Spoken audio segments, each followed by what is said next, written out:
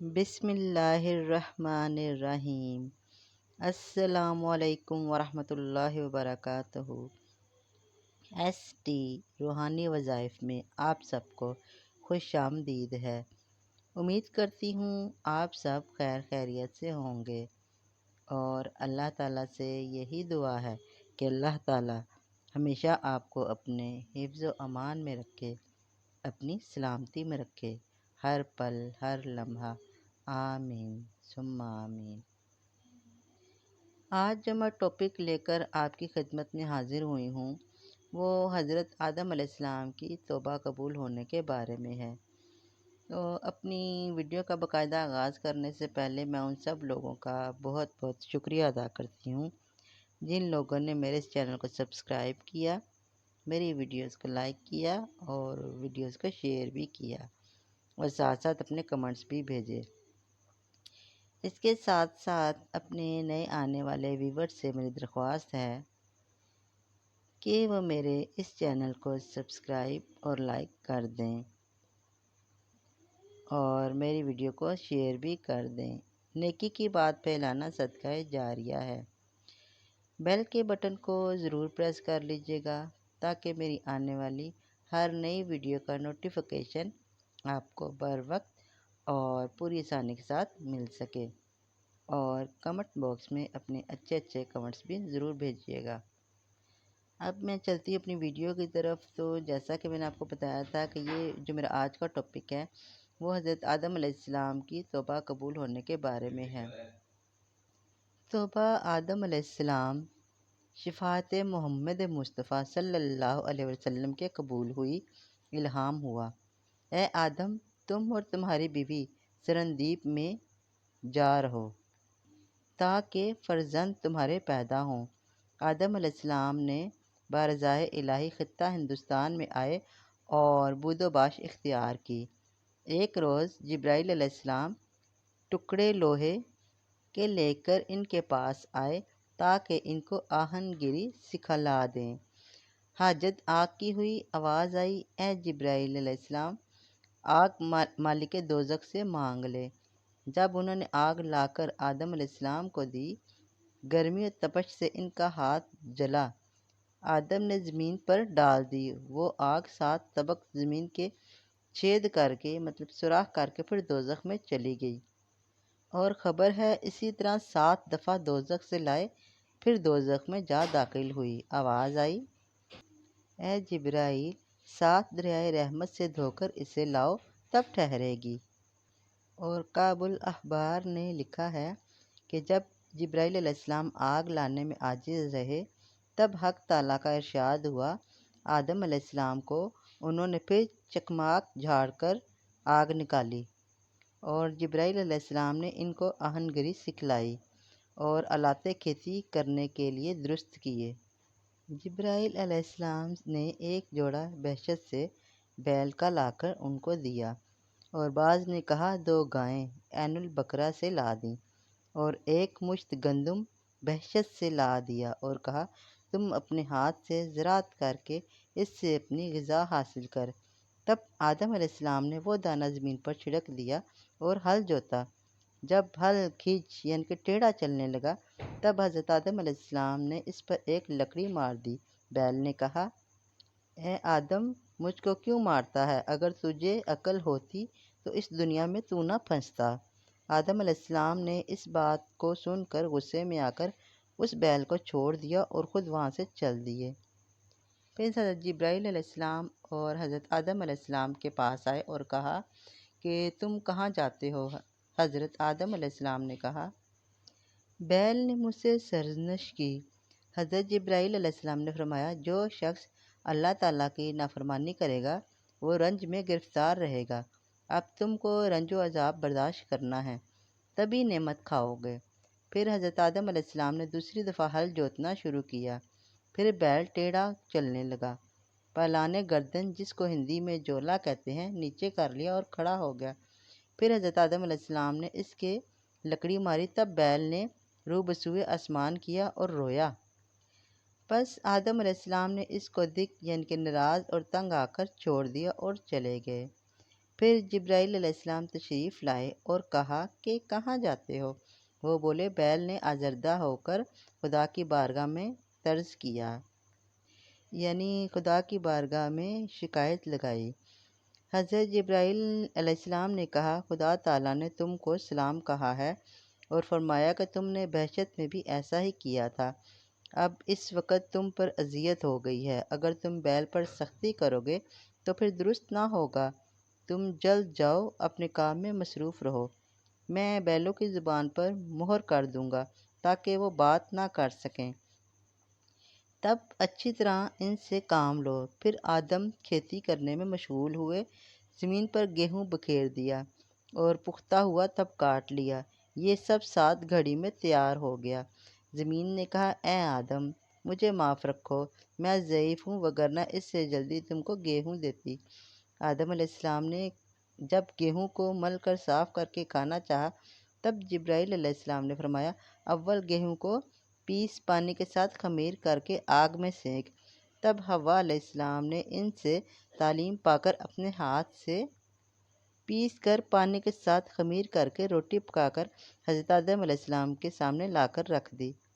حضرت آدم علیہ السلام نے چاہا کہ کھائیں تو جبرائیل علیہ السلام نے فرمایا ذرا رک جائیے، آفتاب غروب ہونے دیں، سورج کو غروب ہونے دیں کہ تم روزہ دار ہو۔ جب شام ہوئی تو حضرت آدم علیہ السلام اور حضرت اماں حوا علیہ السلام نے ساتھ مل کر روٹی کھائی۔ پھر دوسرے روز جب اشتہا کھانے کی ہوئی تو حضرت آدم علیہ السلام نے دیکھا کہ ایک خال سیاہ سینے پر میرے نمودار رہے اور جلدی بڑھ گیا، یہاں تک کہ ہفت اندام ان کے سیاہ رنگ ہوئے اور وہ ڈرے اور معلوم کیا کہ یہ شاید مجھ پر دوسری پریشانی آ گئی۔ حضرت جبرائیل علیہ السلام تشریف لائے اور کہا تم 2 روز روزہ رکھو تو اللہ تعالیٰ کو غم کو شفائے کامل بخشے گا، اور ان روزوں کو نام ایام 20 کا دیا گیا، یعنی ہر اسلامی ماہ کی 13ویں، 14ویں اور 15ویں تاریخ کو جو روزے رکھتے ہیں انہیں ایام 20 کے روزے کہتے ہیں۔ ہر مہینے کی جو ہے اسلامی تاریخیں 13ویں، 14ویں اور 15ویں تاریخ حضرت آدم علیہ السلام پر اللہ تعالیٰ نے فرض کیے تھے، اور اس زمانے سے لے کر حضرت موسیٰ علیہ السلام کے زمانے تک اس پر عمل کیا تھا۔ پس جب حضرت آدم علیہ السلام نے خطہ ہندوستان میں آ کر مسکن کیا تو حضرت حوا علیہ السلام حاملہ ہوئیں اور ایک بیٹا اور ایک بیٹی جنیں۔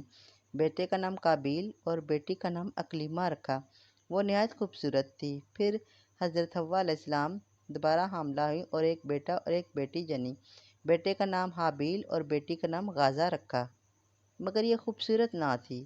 مروی ہے کہ حضرت حوا علیہ السلام 120 بار جنی تھی، ہر دفعہ ایک بیٹا اور ایک بیٹی جنتی، اور دوسری روایت میں ہے کہ 180 بار جو انہوں نے بچوں کو پیدائش ہوئی تھی ان کی۔ اور روایت کی گئی ہے کہ قابیل ماں کے پیٹ میں بہشت میں ہی تھے، پیدائش ان کی دنیا میں ہوئی، اس واسطے کہ بہشت جائے پاک ہے نہ کہ جائے خون آلودگی۔ جب حابیل اور قابیل دونوں بڑے ہوئے تب حضرت جبرائیل علیہ السلام تشریف لائے اور حضرت آدم علیہ السلام سے کہا کہ خدائے تعالیٰ نے تم پر سلام بھیجا اور کہا کہ دونوں بھائیوں کو دونوں بہنوں کے ساتھ، یعنی قابیل کی بہن کی حابیل کے ساتھ اور حابیل کی بہن کی قابیل کے ساتھ شادی کر دو۔ تب انہوں نے حال شادی کا اپنے بیٹوں کو بلا کر کہہ دیا۔ اس بات کو سن کر قابیل نے انکار کر دیا اور کہا میری بہن اکلیمہ صاحب جمال ہے، میں اس کو نہیں دوں گا۔ حضرت آدم علیہ السلام نے کہا یہ اللہ تعالیٰ کا حکم ہے، تو مان لے۔ اس نے کہا نہیں، مگر تم حابیل کو دوست رکھتے ہو، اور یہ سبب دوستی کے تم کہتے ہو پہلے جس نے عدول حکم اپنے ماں باپ کا کیا وہ قابیل ہی تھا۔ آخرش حضرت آدم علیہ السلام بمو جب حکم خدا کے قابیل کی بہن کی شادی حابیل کے ساتھ اور حابیل کی بہن کی شادی قابیل کے ساتھ کر دی۔ بات اس کے قابیل نے حسد سے حابیل کو کہا کہ میری بہن اکلیمہ کو طلاق دے تو میں اپنی خدمت میں رکھوں گا۔ حابیل نے کہا یہ میری بیوی ہے، میرے باپ نے اس کے ساتھ شادی کر دی، میں ہرگز اپنے والد کا حکم رد نہ کروں گا اور خدا کا حکم بجا رکھوں گا۔ حضرت آدم علیہ السلام نے جب یہ ماجرا سنا تو واسطے تشفی خاطر دونوں بیٹوں کے یہ انصاف کر کے فرمایا کہ دونوں بھائیوں کو منا پر 2 قربانیاں کے لیے رکھ دو، کہ دونوں بھائی جو ہیں وہ کوہ منا میں 2 قربانیاں رکھ دو، جس کی قربانی اللہ کی بارگاہ میں مقبول ہوگی اس کی بیوی اکلیمہ ہوگی۔ پس دونوں بیٹوں نے حسب حکم باپ کے لیے کئی بکریاں لا کر ذبح کر کے کوہ منا میں رکھ دیں۔ قرآن پاک کی سورت نمبر 5 اور آیت نمبر 27 میں ہے، ترجمہ ہے، اور سنا ان کو تحقیق احوال حضرت آدم علیہ السلام کے بیٹوں کا، جب نظر مانی دونوں نے کچھ نظر پھر قبول ہوئی، ایک سے قبول ہوئی اور دوسرے کی قبول نہ ہوئی۔ غرض کے دونوں بھائیوں نے قربانی کوہ منا میں لا کر رکھ دی، دعا مانگی کہ یا الہی قربانی ہماری قبول فرما۔ وہیں آتش بے دو مثال سمریخ نے آ کر قربانی حابیل کی جلا دی اور قربانی قابیل کی قبول نہ ہوئی۔ تب قابیل حابیل سے بولا جیسا کہ حق تعالیٰ نے فرمایا، ترجمہ، قابیل نے حابیل کو کہا کہ میں تجھ کو ضرور مار ڈالوں گا کہ قربانی تیری قبول ہوئی۔ حابیل نے کہا، ترجمہ ہے قرآن پاک کی سورہ نمبر 5 اور آیت نمبر 27 کا، کہ اللہ تعالیٰ قربانی قبول فرماتا ہے پرہیزگاروں کی۔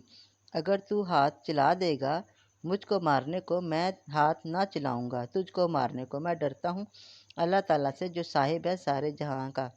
اب وہ کوہ منا حاجیوں کا محل مناجات ہے، قربانی اب تک اسی جگہ پر ہوتی ہے۔ حضرت آدم علیہ السلام کے زمانے میں وہ آتشی حاکم تھی، جو چیز کے انصاف کے واسطے اس پر رکھ دیتے، غیب سے آ کر اسے جلا دیتی تو خدا کی بارگاہ میں وہ مقبول ہوتی۔ اور حضرت نوح علیہ السلام کے ایام میں حاکم کشتی تھی، اس میں جھوٹ سچ معلوم ہوتا تھا۔ جو شخص ہاتھ اس پر رکھ دیتا، فریقین یعنی کہ جن کے درمیان جھگڑا ہوا ہو، ان میں سے اگر کشتی ساکن رہتی تو وہ شخص سچا ہوتا، اور اگر ہلتی کشتی تو وہ جھوٹ ہوتا۔ اور حضرت یوسف علیہ السلام کے زمانے میں حاکم سا تھا، جو اس پر ہاتھ رکھتا، اگر آواز نکلتی تو جھوٹا ٹھہرتا، اور اگر آواز نہ نکلتی تو وہ شخص سچا ہوتا۔ حضرت داؤد علیہ السلام کے وقت میں حاکم زنجیر تھی، آسمان سے لٹکی ہوئی، جو مختصمین میں سے سب پر اس پر ہاتھ ڈالتا وہ زنجیریں ان کے ہاتھ میں آ جاتی تو وہ راست گو ہوتا، اور اگر وہ نہ آتی تو جھوٹا ٹھہرتا۔ اور حضرت سلیمان علیہ السلام کے عہد میں حاکم سراغ سومنا کا تھا، اس پر کہ پاؤں پر اس میں ڈالتے، اگر پاؤں اس میں نہ اٹکتا تو وہ شخص سچا ہوتا، اگر پھنس جاتا تو وہ انسان جھوٹا ہوتا۔ اور حضرت زکریا علیہ السلام کے زمانے میں قلم آہنی تھا، قلم کو یہ ہوتا کہ نام اس کا لکھ کر پانی میں ڈال دو، اگر وہ پانی پر تیرتا تو آدمی سچا ہوتا، اگر ڈوب جاتا تو وہ جھوٹا ٹھہرتا۔ اور جب حضرت محمد مصطفیٰ صلی اللہ علیہ وسلم کا وقت پہنچا، تب حق تعالیٰ نے ان سب احکام گزشتہ کو منسوخ کر کے گواہوں پر رکھا، اور حضرت صلی اللہ علیہ وسلم کو فرمایا، اے محمد صلی اللہ علیہ وسلم، جھوٹے اور سچے کو میں خوب جانتا ہوں، جو سچا ہوگا اس کو جزا ملے گی، اور اگر جھوٹا ہوگا تو اس کو بدلہ غلط ملے گا۔ قرآن پاک کی آیت کا ترجمہ ہے، یہ بدلہ ہے پورا جو عمل کرتے ہیں دنیا میں۔ امید کرتی ہوں میری آج کی ویڈیو آپ کو پسند آئی ہوگی۔ یہ جو حضرت آدم علیہ السلام کی توبہ قبول کرنے کا ٹاپک ہے، یہ اس کا پہلا پارٹ ہے۔ ویڈیو بہت لمبی ہو جائے گی تو آپ کوتا نہ جائیں، اس لیے میں نے ویڈیو کو 2 حصوں میں کر لیا۔ اس کے ساتھ ساتھ مجھے بھی اپنی دعا میں ضرور یاد رکھیے گا۔ اس کے ساتھ ہی میں اب آپ سے اجازت چاہتی ہوں، ایک نئی ویڈیو کے ساتھ آپ کی خدمت میں دوبارہ حاضر ہوں گی۔ تب تک کے لیے آپ مجھے اجازت دیجیے۔ اللہ حافظ۔